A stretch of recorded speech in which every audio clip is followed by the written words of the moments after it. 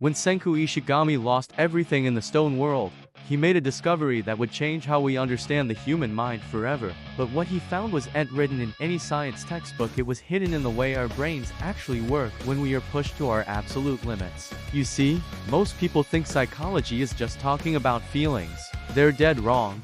What Senku discovered through his scientific method isn't just about rebuilding civilization, it is about rebuilding yourself from the ground up using the exact same principles that govern chemical reactions and mathematical equations. But here's where it gets interesting. The same process Senku uses to turn sand into glass, that is literally how your brain rewires itself to break free from the patterns that are keeping you stuck.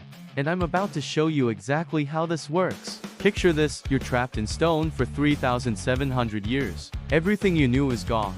Everyone you cared about might be dead. Most people would break. But Senku, he counted every single second. For 37 centuries. That's not just determination, that's understanding something fundamental about how the human mind processes reality. The secret lies in what cognitive behavioral therapy calls cognitive restructuring, but Senku calls it scientific thinking. Same process, different laboratory. When your world collapses around you, your brain has the choices: spiral into chaos or build new neural pathways based on evidence and logic. Here's what's fascinating about Senku's approach. He doesn't ignore emotions, he treats them like data points. When Taiju confesses his feelings to use Raiha right before the petrification, Senku doesn't dismiss it as irrelevant. He recognizes that human connection is a measurable variable that affects survival outcomes. That's not cold calculation, that's advanced emotional intelligence disguised as scientific method. But wait, there's more to this puzzle. Every time Senku faces an impossible challenge, whether it is creating antibiotics from scratch or building a rocket ship with Stone Age tools, he follows the exact same pattern that therapists use to help people overcome depression and anxiety. He breaks down overwhelming problems into smaller, manageable experiments. Think about it. When someone comes to therapy saying my life is falling apart, what's the first thing a good therapist does? They don't hand them a magic solution. They start with one small, measurable change. Just like how Senku doesn't immediately jump to building smartphones, he starts with making fire, then soap, then glass, building complexity one reaction at a time.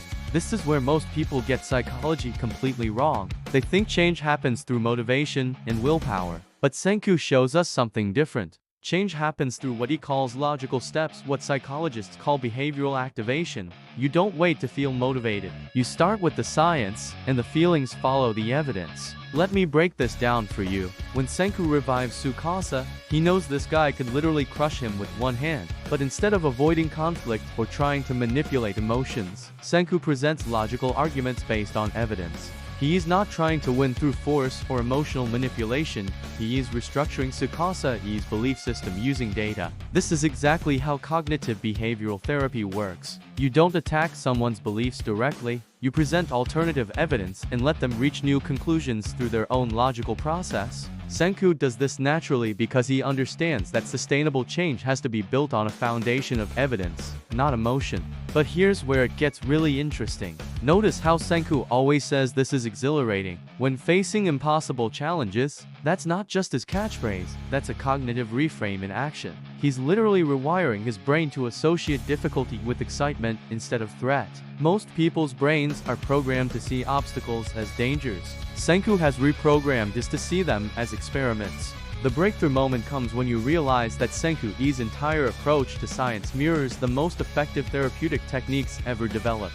When he makes a mistake, like when his nitric acid doesn't work the first time, he doesn't spiral into self-doubt. He treats failure as data. He asks, what did this result teach me about the process? That's the difference between people who stay stuck and people who transform their lives. Stuck people treat setbacks as evidence they're broken. Transformers treat setbacks as information about what to adjust next. Senku doesn't have superhuman abilities, he just has a systematic approach to processing reality that happens to align perfectly with how successful therapy works. Consider how Senku approaches relationships. He doesn't manipulate people or try to control their emotions.